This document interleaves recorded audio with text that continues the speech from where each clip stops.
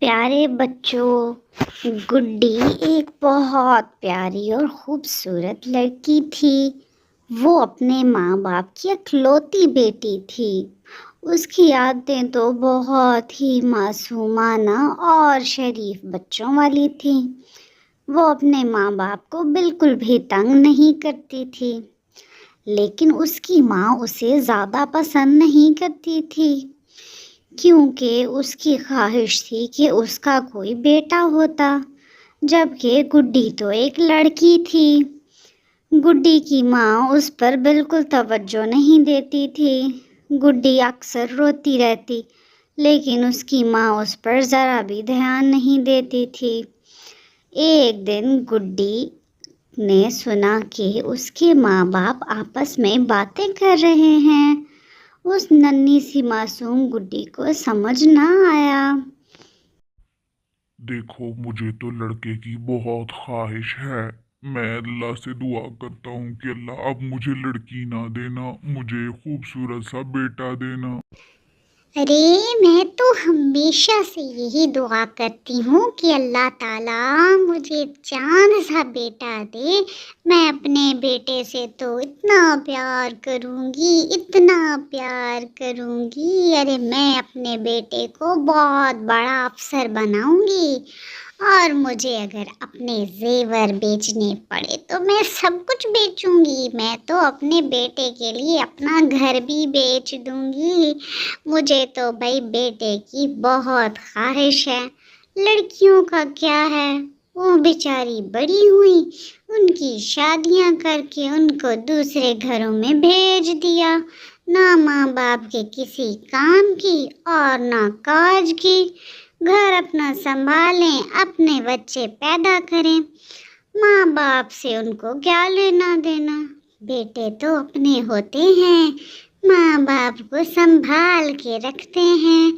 میرا بیٹا ہوگا، میرا اتنا بڑا گھر بنائے گا، اور ہمارے حالات بھی بہت اچھے ہو جائیں گے۔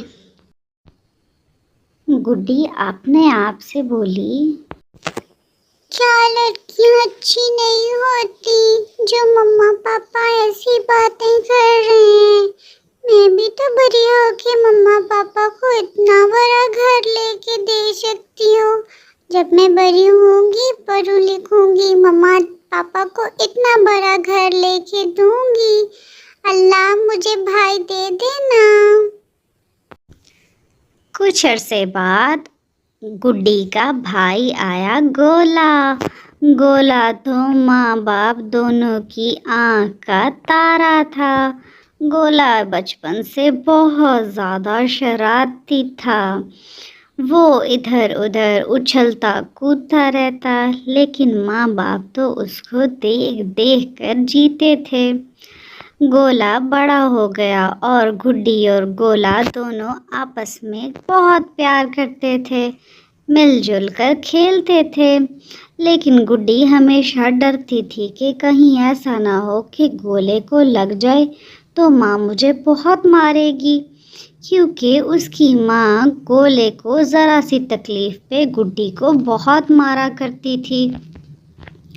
گڈی تو مار کھانے سے بہت زیادہ ڈرتی تھی، اس لیے وہ گولے سے دھیان سے کھیلتی تھی۔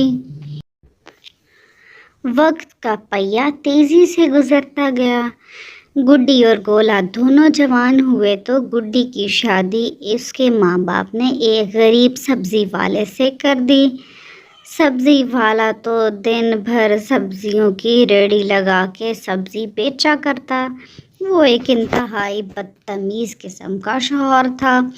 وہ گڈی سے بہت برا سلوک کیا کرتا تھا۔ گھر واپس آنے پر ذرا سا کھانے کا دیر ہو جائے تو وہ اس سے اتنا ادھم مچاتا اور گڈی بیچاری روتی رہتی۔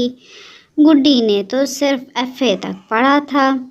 اس کے میاں نے ایک دن غصے میں اسے گھر سے باہر نکال دیا۔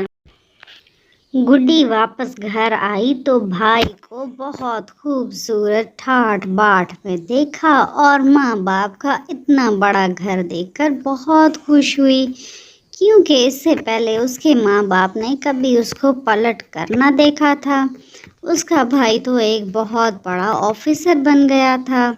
بھائی کے پاس جب وہ آئی تو بھائی بولا، ارے تم یہاں کیوں آ گئی ہو منہ اٹھا کے؟ تم سے جان ایک بار چھڑا جو دی تھی تو اپنے گھر میں ٹک کر بیٹھتی، یہاں آ جاتی ہے فضول میں۔ اب کیا لینے آئی ہو؟ یہ سارا کچھ نا میں نے اپنے دم پہ بنایا ہے، اپنی محنت سے بنایا ہے، تمہارے باپ کی کمائی سے نہیں بنایا۔ یہاں کہیں اپنا حصہ تو نہیں لینے آئی؟ جاؤ جاؤ اپنا کام کرو، نکل جاؤ یہاں سے۔ گڈی وہاں سے نمبردار کے گھر گئی اور اسے سارا معاملہ بتایا۔ نمبردار نے اسے اپنے گھر کام پہ رکھ لیا۔ اب وہ گھر کا کام کرتی اور ساتھ میں محنت کر کے پڑھتی بھی تھی۔ بہت زیادہ محنت کر کے اور پیسے کما کما کر وہ ایک بہت بڑی ڈاکٹر بن گئی تھی۔ دوسری جانب گڈی کا بھائی بہت برا نکلا۔ اس نے اپنے ماں باپ کو گھر سے دھکے دے کر باہر نکال دیا۔ وہ اپنے ماں باپ سے بولا، آپ لوگوں نے میرے لیے کچھ بھی نہیں کیا۔ ارے ساری محنت تو میں نے خود کی ہے۔ اگر میں اسکول میں اتنا لائق اور ٹاپر نہ ہوتا تو کیا آپ مجھے اتنا بڑا آفیسر بنا سکتے تھے؟ اور میری بات سنیں، ہر وقت میری بیوی سے لڑائی مت کرتے رہا کریں۔ آپ لوگوں کی زبانیں ہیں کہ پاؤں تک لٹکی ہوئی ہیں، آپ لوگوں کی زبانیں کنٹرول ہی نہیں ہوتی۔ بہتر تو یہ تھا کہ میں آپ کو اولڈ ہوم میں بھیج دیتا، لیکن چلیں اب آپ اپنا بندوبست خود سے کر لیں اور جہاں جی چاہے جائیں، اپنا بوریا بستر اٹھائیں اور یہاں سے نکلیں۔ اس کے ماں باپ بیچارے بوڑھے دونوں بیمار تھے۔ وہ ہسپتال کی طرف چل پڑے۔ انہوں نے سوچا کہ ہسپتال جانے کے بعد کہیں اولڈ ہوم میں جائیں گے۔ اب ہسپتال میں ڈاکٹر تھی ان کی بیٹی۔ اس نے شور کی آواز سنی اور پوچھا کہ یہ کس کے شور کی آواز آ رہی ہے، تو اسے بتایا گیا کہ باہر کوئی بوڑھا بوڑھی ہیں جو کہ اندر آنے کے لیے فورس کر رہے ہیں۔ وہ تو بہت اچھی تھی۔ اس نے کہا کہ بوڑھوں کے ساتھ ایسا سلوک کرنا اچھی بات نہیں ہے۔ میں خود جا کر دیکھتی ہوں کہ کون آیا ہے، کیا کوئی مجھ سے ملنا چاہتا ہے۔ جب وہ باہر گئی اور اس نے دیکھا باہر تو اس کا باپ کھڑا تھا، اس کے تو رونگٹے کھڑے ہو گئے باپ کو اس حال میں دیکھ کر۔ وہ فوراً اسے اندر، کیا ہوا بابا، آپ اس حال میں کیسے پہنچے ہیں؟ آپ کی تکلیف مجھ سے دیکھی نہیں جا رہی، میں بہت پریشان ہو رہی ہوں۔ اور ماں، آپ کو کیا ہوا ہے؟ آپ دونوں کیوں اتنے تکلیف میں ہیں؟ بیٹا کیا بتائیں، تمہارا بھائی تو بہت بدبخت نکلا۔ اس نے ہمیں ہمارے ہی گھر سے نکال دیا۔ وہ کہتا ہے کہ ہم نے اس کے لیے کچھ بھی نہیں کیا۔ ہم بہت پچھتا رہے ہیں تمہارے ساتھ برا سلوک کر کے۔ ہمیں معاف کر دو بیٹا، ہمیں تمہیں پہچاننے میں بہت مشکل ہوئی، ہم غلط تھے۔ ماں، میں آپ کی بیٹی ہوں، آپ مجھ سے کیوں معافی مانگ رہی ہیں؟ مجھے شرمندہ نہ کریں معافی مانگ کر، میں آپ سے ہمیشہ پیار کرتی ہوں اور ہمیشہ کرتی رہوں گی۔ اور بابا آپ سے بھی، آپ میرے گھر چلیں۔ وہ ماں باپ دونوں کو لے کر اپنے گھر چلی گئی۔ اس کے ماں باپ اب سکون میں تھے کہ وہ اپنی بیٹی کے گھر میں رہ رہے ہیں۔ وہ آرام اور سکون کی زندگی گزارنے لگے۔ دوسری جانب ان کے بیٹے کو کام میں بہت نقصان ہوا اور اس کا اتنا بڑا اونچا محل نما گھر بھی بک گیا اور اب وہ بہت نقصان کی وجہ سے سڑک پر آ گیا۔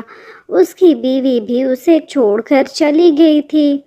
وہ آنے جانے والے لوگوں سے بھیک مانگا کرتا تھا اور بھیک مانگ کر اپنا گزارا چلایا کرتا۔